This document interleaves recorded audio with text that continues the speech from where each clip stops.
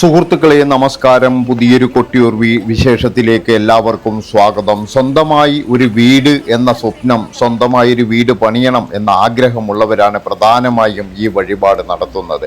പുഴയിലെ കല്ലുകൾ താഴെ വീഴാതെ കൃത്യമായി ഒന്നിനു മീതെ ഒന്നായി അടുക്കി നിർത്താൻ കഴിഞ്ഞാൽ തങ്ങളുടെ വീടെന്ന സ്വപ്നം ഭഗവാൻ വേഗത്തിൽ സാധിച്ചു തരുമെന്ന് ഭക്തർ വിശ്വസിക്കുന്നു. ക്ഷേത്രത്തിലെ തന്ത്രിമാരോ വൈദികരോ നിർദ്ദേശിക്കുന്ന കർശനമായ ഒരു വിധി പ്രകാരമുള്ള ചടങ്ങല്ല ഇതെങ്കിലും വൈശാഖ മഹോത്സവത്തിനെത്തുന്ന ഭക്തർക്കിടയിൽ ഇതൊരു പ്രധാന ആചാരമായി മാറിയിട്ടുണ്ട്. പ്രധാനമായും രണ്ട് കാരണങ്ങൾ ഇത് തന്നെയാണ്. അതായത് ഒന്ന്, ആഗ്രഹങ്ങൾ. നമ്മുടെ ആഗ്രഹങ്ങളെല്ലാം പൂർത്തീകരിച്ച് തരും എന്നുള്ള ആ ഒരു വിശ്വാസം തന്നെയാണ് ഒരുപാട് പേര് ഇവിടെ വന്നിട്ട് ഇതുപോലെ കല്ലുകൾ അടുക്കി വെച്ചിരിക്കുന്നത് കാണാം. ഈ കല്ലുകൾ കൃത്യമായിട്ട് അടുക്കിയിരിക്കണം. അതായത് താഴെ വീഴാതെ വളരെയധികം ശ്രദ്ധയോടു കൂടിയിട്ട് മനക്കരുത്തിൻ്റെയും സമർപ്പണത്തിൻ്റെയും പ്രതീകമായിട്ടാണ് ഇതറിയപ്പെടുന്നത്. അതായത് നമ്മൾ വളരെയധികം ശ്രദ്ധയോടു കൂടിയിട്ട് അടുക്കി വെച്ചാൽ മാത്രമേ ഈ കല്ലിങ്ങനെ ഉയർന്നു നിൽക്കത്തുള്ളൂ. അപ്പോഴങ്ങനെ അടുക്കി വെക്കാൻ വേണ്ടിയിട്ട് ഭക്തർ, അതായത് ഒരുപാട് പേര് അവിടെ ഇതുപോലെ അടുക്കി വെച്ചിട്ടുണ്ട്.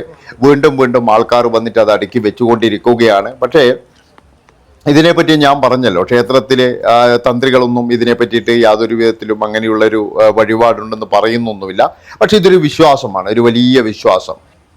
2000-ലധികം വർഷം പഴക്കമുള്ള പ്രകൃതിയെയും മണ്ണിനെയും പുഴയെയും കല്ലിനെയും ഒപ്പം നിർത്തിയുള്ള ആരാധനാക്രമമാണ് കൊട്ടിയൂരിലേത്. അതുകൊണ്ട് തന്നെ പ്രകൃതിയിലെ കല്ലുകളോട് പ്രത്യേകമായിട്ടുള്ള ഒരു ഭക്തി അവിടെ വരുന്ന ഭക്തർക്കുണ്ട്. പിന്നെ പണ്ട് കാലങ്ങളിൽ കാടിലൂടെ, അതായത് ഘോര വനമാണ്, ആ വനത്തിലൂടെ കൊട്ടിയൂരിലെത്തുന്ന തീർത്ഥാടകർക്ക് വഴി തെറ്റാനുള്ള, ഇന്നത്തെ പോലെ വാഹന സൗകര്യങ്ങളോ ഒന്നുമില്ലാതിരുന്ന ആ കാലത്തെ വഴി തെറ്റാതിരിക്കാൻ വേണ്ടിയിട്ടും ഇതുപോലെയുള്ള കല്ലുകൾ ഉണ്ടാകും.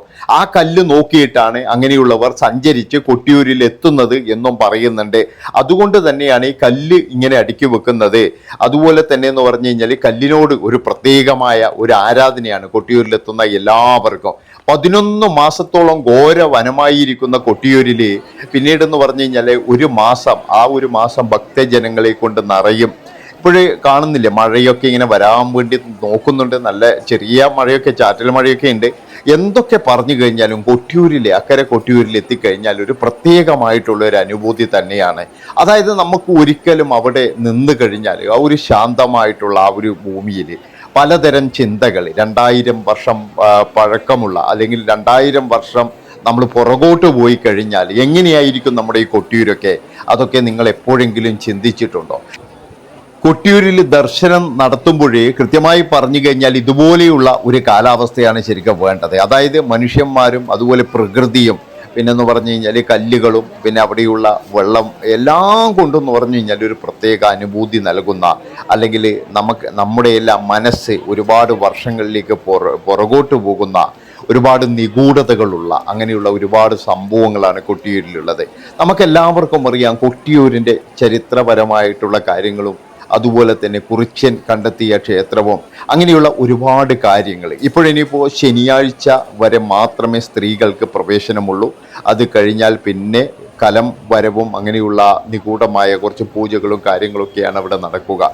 ഏതായാലും വീഡിയോ കണ്ടുവരിക. കണ്ടതിന് ശേഷം നിങ്ങളുടെ അഭിപ്രായങ്ങൾ, നിർദ്ദേശങ്ങൾ കൃത്യമായിട്ടും എഴുതി അറിയിക്കുക.